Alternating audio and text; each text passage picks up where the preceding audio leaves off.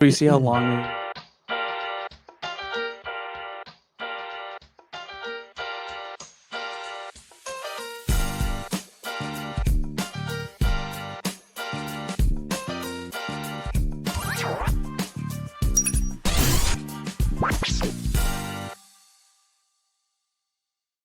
Hello, everybody. Welcome back. Hello. Back again. Hello.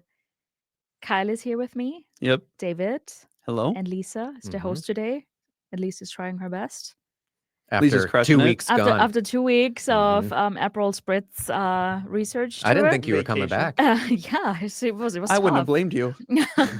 And today, the two staples, we sent them to Canada today. Keith Yep. and Tyler are on the Gradient Gala this week. That's right. Yep. Oh yeah. So I'm excited to hear a little bit of a recap next week when they're back.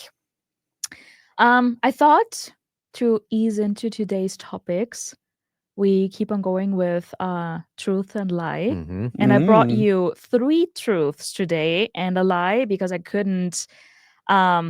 I found all of them good. So I was like, why not 3 in 1? Why not mix it up a little bit? And I made like a summer vacation edition today. So it's not, it's episode 60 today. She's but still on vacation. yeah. So I'm still dreaming about that. So we do a summer vacation edition. So are you ready, guys? Oh, yeah. I'm excited. So statement A, Google searches for how to quit your job spike in late July every year.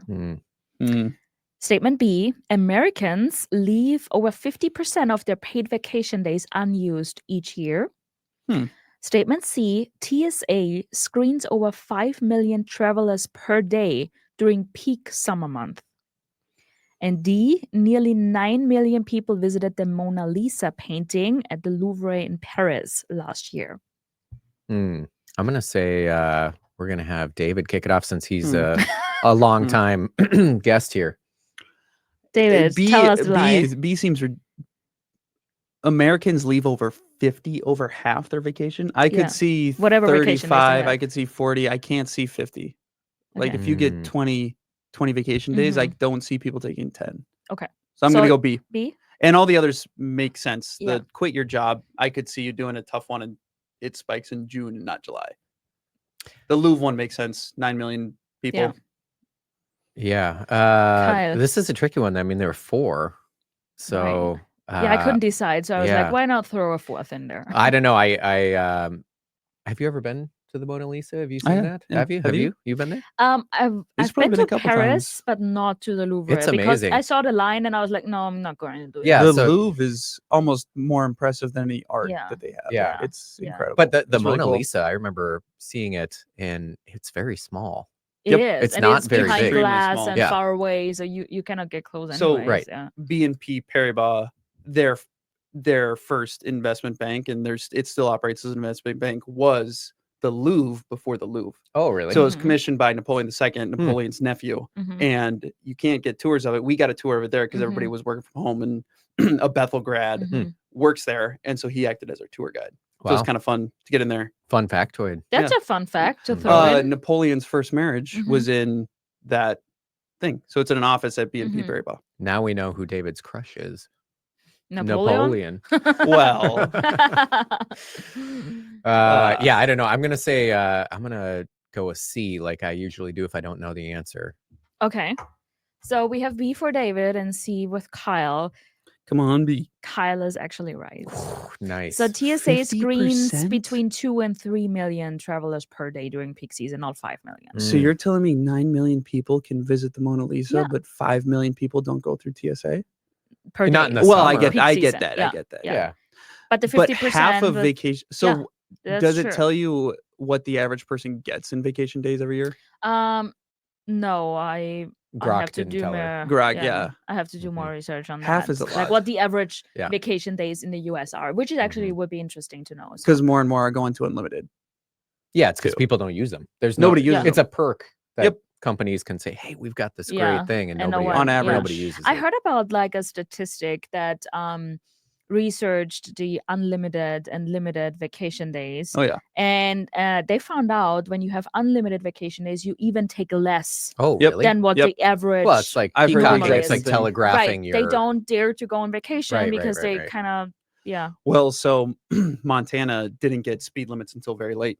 And so it was almost the same thing when Montana got speed limits. So the year before, they did studies on this, and the year before Montana got speed limits, people drove faster. Wait, which one is it? People drove faster.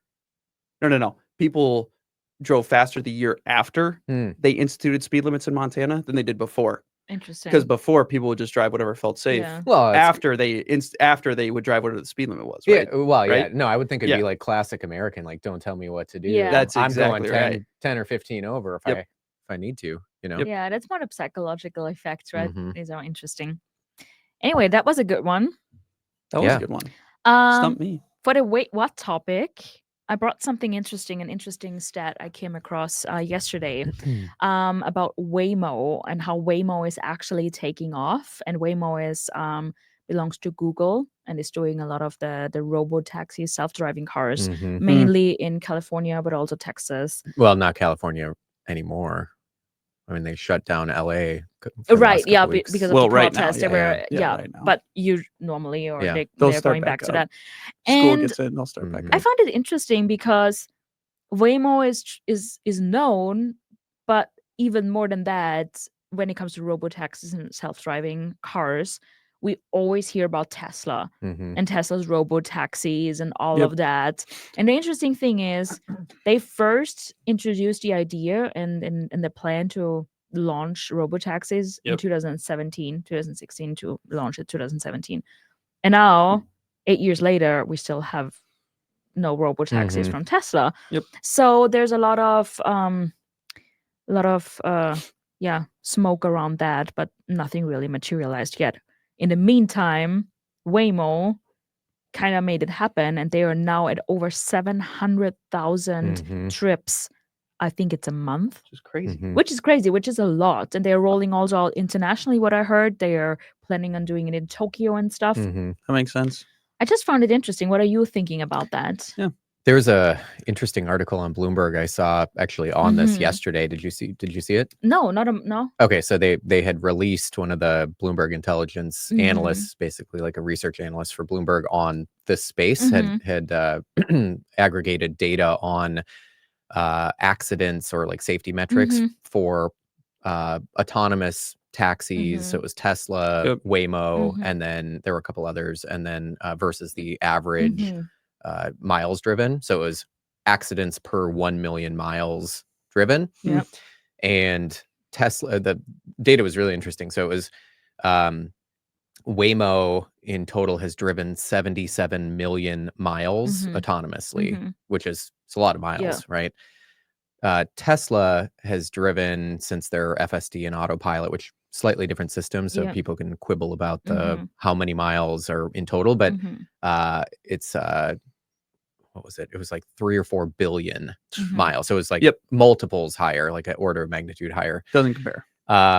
And then when you look at safety metrics, is really fascinating because the Tesla accidents per million miles were 0.14 and Waymo was 1.3. Mhm. So much higher, like 26 times Mhm. more accident prone. Actually, and then now that you mention it, I think I didn't saw that article, but I saw another article referencing to it okay. and telling and was like, complaining about the data. Yeah. Yeah. I Yeah. saw that one too because I was like, what's the counter to this? Yeah. But either way, Yep. relative both Yeah. Waymo and Tesla autonomous driving relative to the average like human driver, Mhm. the average human driver is like I think it was like 3.9 Which is Sure. insane. Yep. That's like per less accidents than per million half. miles. Right. So it's like 100 Yeah. times safer Yep. in a Yeah. Tesla or a Waymo, Yeah. split the difference on. Even if it feels like weird, because I first Right. saw Waymo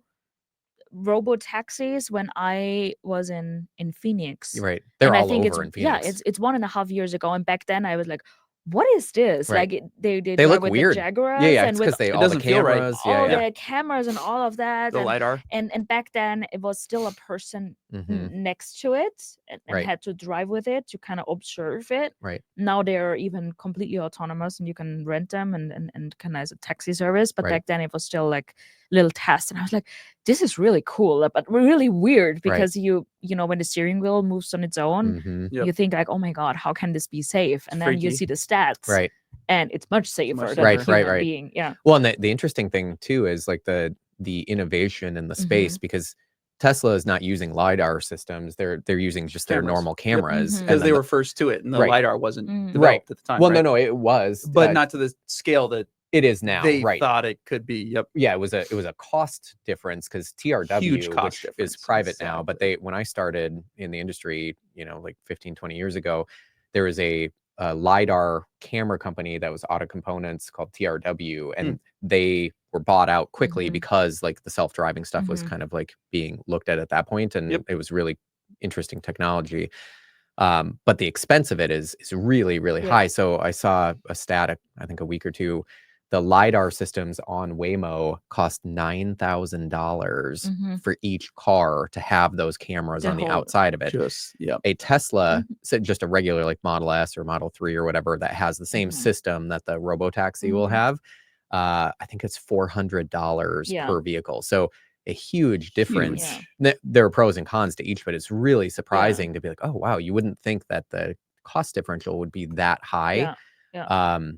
So I don't have a preference on Waymo or Tesla, but it is very interesting, like looking at the different approaches that the companies are taking because they're radically different.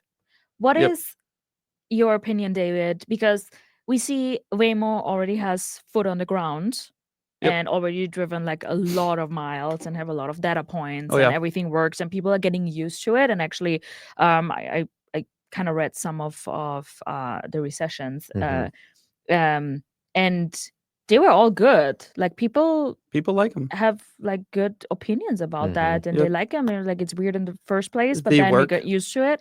So, do you think Tesla can keep up with that, given that they are promising to roll out in Austin this year? But if that happens or not, who knows with Tesla, because we have a lot of delays in the past, and when we look at the history of promising and under delivering. So, do you think they can catch up, or who will be the king at the end? I think with name recognition might play into their hand a little bit because it's Tesla and everybody knows them for that. My biggest question would be, are they able to geomap these areas quickly enough to get kind of the approval to do full autonomous driving within them, right? Because you have certain areas of Los Angeles, certain areas of whatever it is, Atlanta, Austin, that are geomapped. How quickly can Tesla do that? And can they outpace these other companies like Waymo? I think they have, like you touched on, as far as miles driven, they have far more data, right? On these roads, on these paths. And that's when you talk to a Tesla bull or you talk to somebody like that, they'll tell you it's a data company and they'll tell you it's a tech company and they'll tell you that data that they've collected for years and years on the road is what really gives them an advantage over Waymo because they've been doing it longer. I think that the name recognition, as long as, and it seems like as far as the brand perception goes, it seems like it can swing so wildly that I don't even know if it's that big of a threat, right? Because if we were having this conversation 3 weeks ago, we'd say, well, nobody's going to jump in a Tesla. You know what I mean? Your average person who lives in downtown Austin isn't in love with Tesla right now. And I think that perception has shifted a little bit. And so I think the consumer is pretty fickle when it comes to dealing with Elon. And so I don't even think that that's a worry as much as the tech and the information that they're actually gathering. I think with the information that they've gathered, they will be able to pass up Waymo. I don't know if they will or not, but I think there's a pathway for that. Yeah, I would add to that. I think it is valid to talk about the kind of love or hate, the Schadenfreude to Elon and anything that revolves around him. At the same time, I think a lot of that's just noise, like really short term ism. I completely agree. And so that being said, I think the brand recognition, whether you love or hate something, you know, people say like any PR is good PR, right? So that fuels that recognition, and then the kind of like the chic, you know, like cyber cab is way cooler looking than the Jaguar. I'm sorry to say, I think at least, you know, because it doesn't like not having the. You do not see it from the outside as much. Yeah, you don't see the completely huge agree with LiDAR that. dome on the top. It's a little intimidating to see that because like when I was in Yeah. Phoenix a couple months ago, I'm like, oh, what the heck is that? And then I'm like, oh, it's kind of ugly. Like you can see them and spot them easy. But the other thing I think that's most critical is brand recognition helps for sure. But I think the people want to be able to leverage network effects, and that would be the ability for a Tesla owner to be able to monetize a sitting vehicle. I mean, I remember 15 years ago when I was at, or I guess 10 years ago when I was at Oppenheimer, I was covering autos there as well. And we'd have these auto manufacturers, like you talk to the CEO of Ford or GM or Tesla. You know, I didn't get the chance to talk to Elon, but others on the C-suite team. And you'd ask them about like, hey, okay, 5G is coming, and how does that interplay with like autonomous driving, and like where is this industry going? And the comment was always, and you'd see sell side brokers like Bank of America and JP Morgan and Goldman put notes out saying like, hey, your car is a really expensive brick. Basically, you use it for like, you know, 30 minutes to an hour a day, and then it sits for 23 hours unused. And generally the biggest liability that somebody will own in their life. Right. And so if you can take that and send it off to turn it into an asset, to generate money for you, that is a game changer. And so with with Cybercab, if you can actually have somebody be like, hey, I'm going to purchase this thing for $20,000 to $50,000, whatever it is, the incremental payback on that, I could see people no different than a real estate property where you're like, making okay, businesses out of that. I'm just going to turn this into a cash flow that nobody has to operate. You don't need an employee in there. It just does it on its own. That seems like a game changer that Waymo is not able to compete with because they don't have the infrastructure. So to your point on the data, it's a data company for Tesla. Possible. I don't know where it'll shake out, but it is interesting to think about. Yeah. Well, so what do you think? First, we hear a lot of, we see that the Waymo is having foot on the ground. They're also going international with Tokyo, which is, I think, very interesting, to going abroad. And Tesla, I think they often, they promised and not kind of keep up with their own set deadlines and all of that, but they always came up with something and they always delivered in the end, right? So I think it's a little bit disappointing as for now that we're waiting for that stuff for 8 years now, but I think there's a lot happening in the background that once they're taking off, they might roll out a little bit faster than Waymo because they have all the data, they have all the cars, they are a vision-based system compared to a multi-sensor-based system like Waymo is. So they have all the data, they have the cars there, they do not have to change the cars like Waymo is doing with the Jaguars. They have to refit them basically. So I think it can roll out really fast once it is done. Oh yeah. And I think that's also feeds into the valuation that we see with Tesla at the moment, right? That's basically a lot of excitement about robotaxis and the warehouse robots and all of that. So I think too, when you talk about rolling out fast, that's kind of where the data comes in and how quickly they're able to geomap these areas. I don't know if you guys saw it, but our friend Gene Munster down the road, he put out an article talking about how much market share that they could potentially take over. And he speculates that they could take over about 30 to 70% of all the ride sharing apps by 2030. Wow. Okay. 2030 was that? 2030. Okay. Within that range. 4.5 years away. Because so if I'm not mistaken, they're supposed to roll out in Austin by the end of the month or next month. What do you guys think that's feasible at all? Or to be honest, with Tesla, I want to see something first because even that launch got already delayed. I don't know. Maybe it gets delayed again, but I think we're getting closer, and we're as close as never before. I think that's what it is, and it will come eventually. I don't know if it's in 1 or 2 months, though. But I think we're closer. Let's put it that way. Yeah. So let's move on to the hot button topic today. Where's the tariff inflation, guys? Missing. So, I mean, tariffs for now, and yeah, we talk about it the last couple of months now, up and down, and yeah, Nothing's happened. And I mean, as much as tariffs have impacted some pockets of the economy and some perception of consumers and how we are looking at the world and how other countries are looking at the US and all of that. So there were real impacts already, but the real big fear that economists were saying and that we were all afraid of, that it raises and fuels inflation, is missing so far and has not materialized yet, right? So I want to talk a little bit about why you think that is, because we saw the big tariff proposal on Liberation Day in April. Then we some of that got taken back, and we have some back and forth there. But there are tariffs already in place with all that back and forth, right? Yep. So why are we not seeing that in the inflation as of now? We had 2 inflation reports since then. So what is going on? What do you think? I think a couple things are happening. The first is we've seen this story before. So Trump presidency 1, we ended up seeing pretty marked tariffs on steel and other commodity, kind of hard commodities, along with a variety of other things. But that caught a lot of people by surprise at that point in time. That being said, the levels were a lot lower than they are now. So it's kind of this shock and awe approach that we've seen since Liberation Day. That being said, when you look through earnings calls through the companies, what I've found, because I look at a lot of the cyclical companies to see kind of where we're at in the cycle, and that includes a lot of manufacturing, industrials, materials, chemical producers, that kind of thing, energy companies. And those companies are talking about tariffs because people are asking, and what they are saying is, we've seen this before.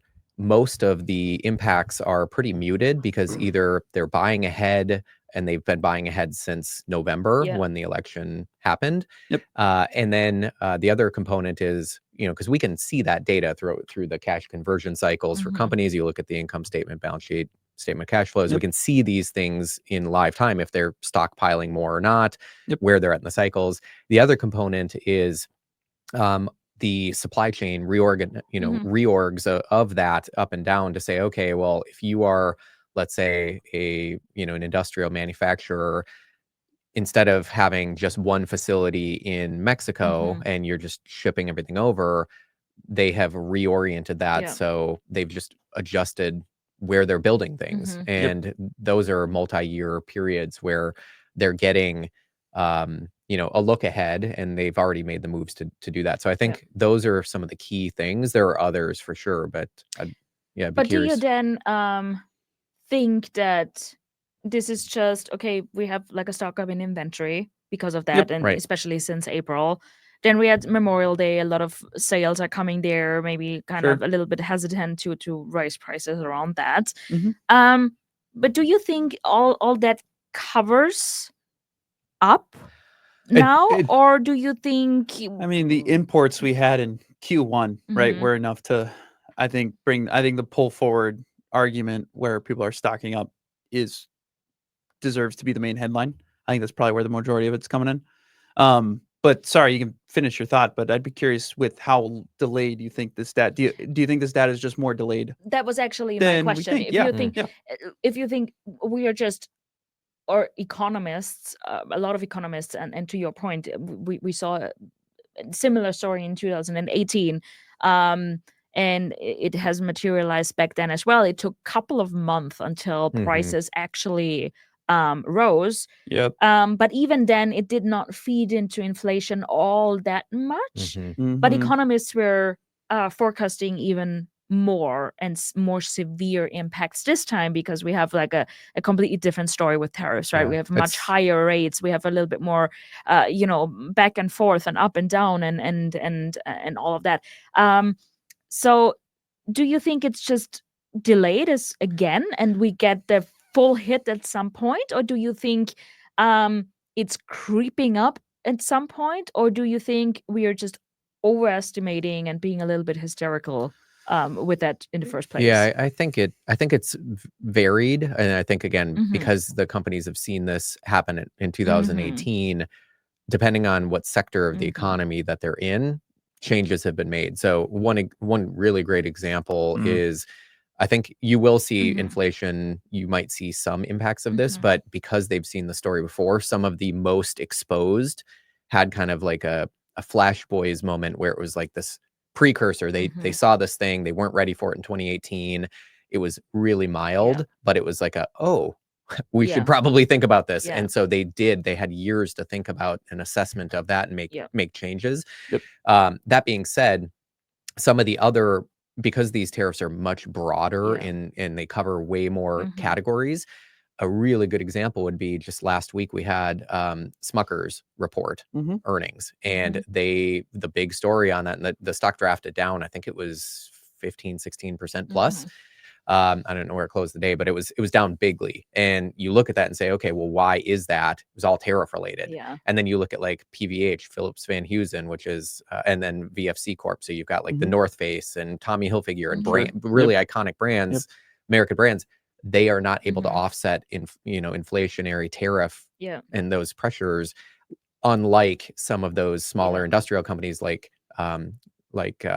Lennox, who makes your HVAC, your AC, and your furnaces, where they saw it years ago and they thought, okay, some of these key commodity inputs like steel and aluminum and that kind of thing, we're going to go ahead and rejigger our footprint and provide more flexibility.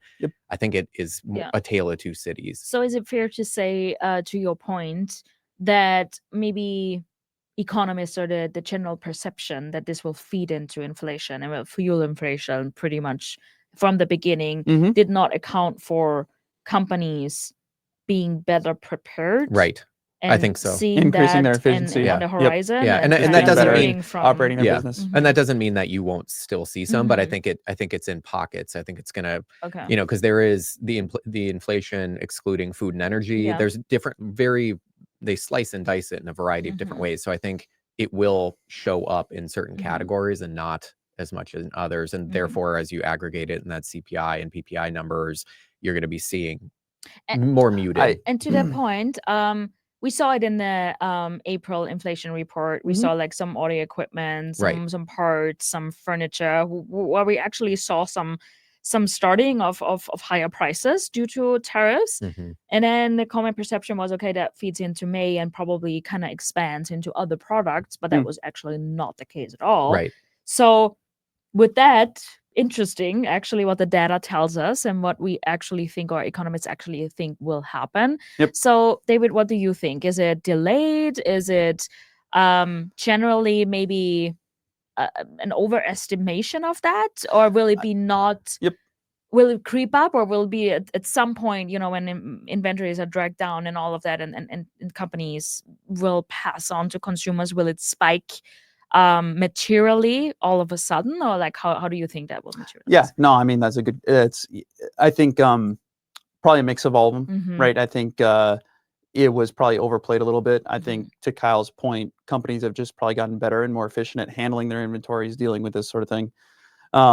This is purely speculative, and so I'd love to hear what you guys think. I think with this current administration, I wouldn't be surprised at all if it starts to make a material impact in the inflation data. We'll start to see carve-outs where it's making a material impact.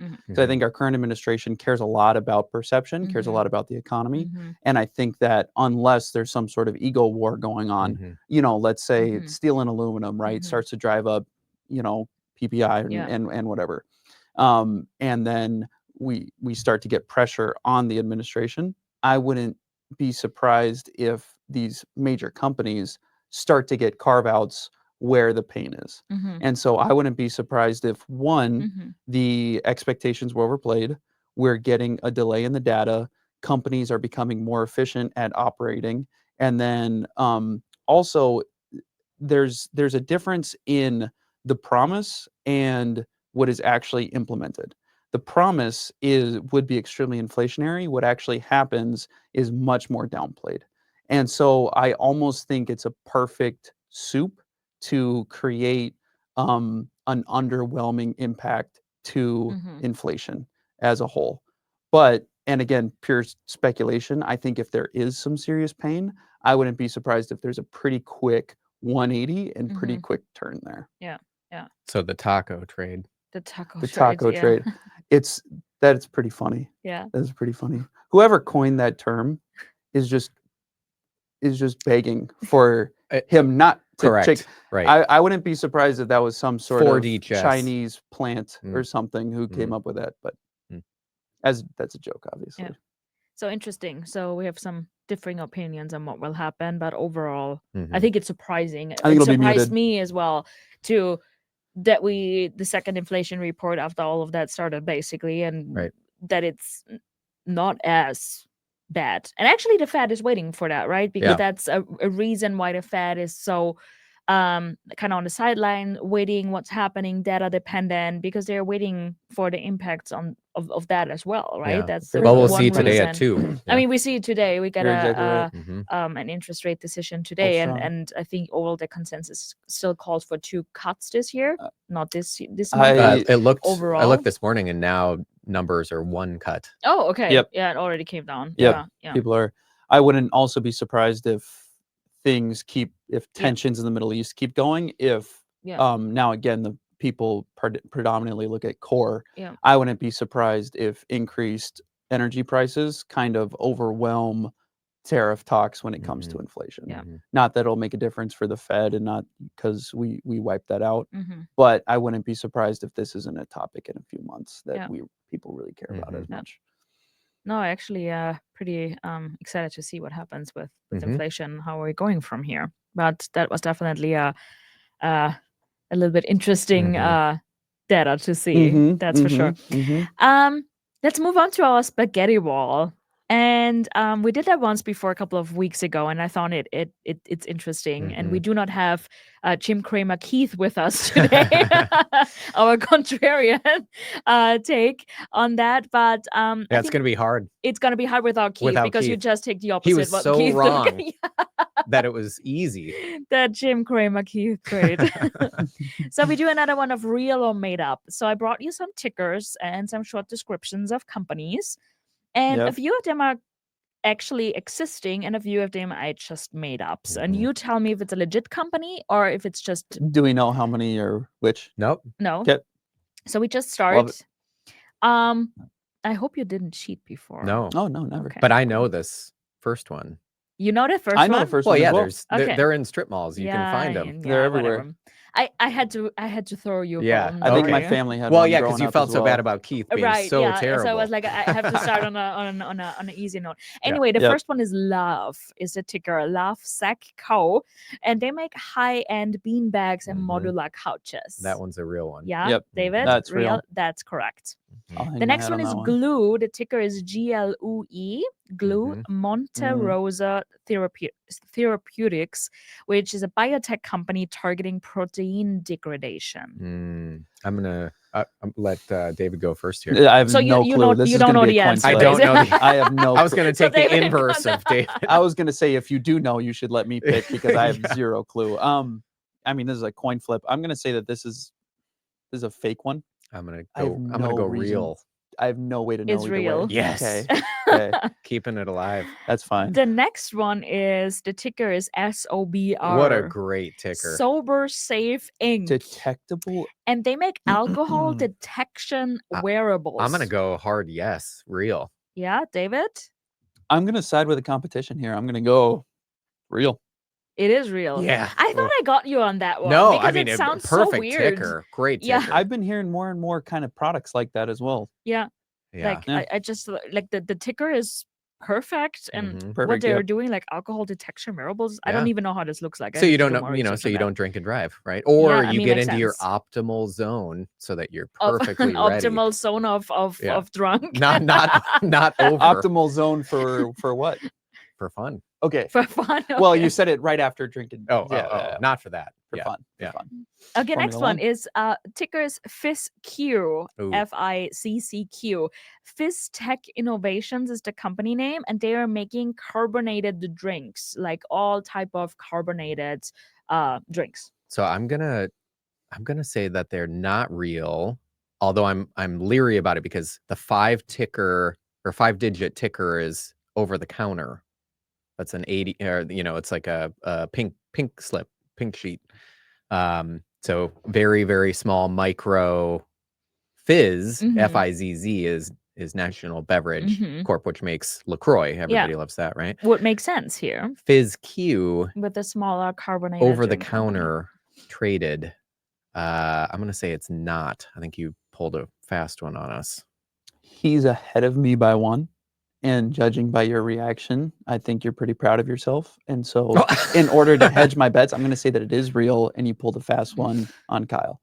So you did a I little think it's real. psychological I think it's real. observation of my facial expressions. Yeah. That's great.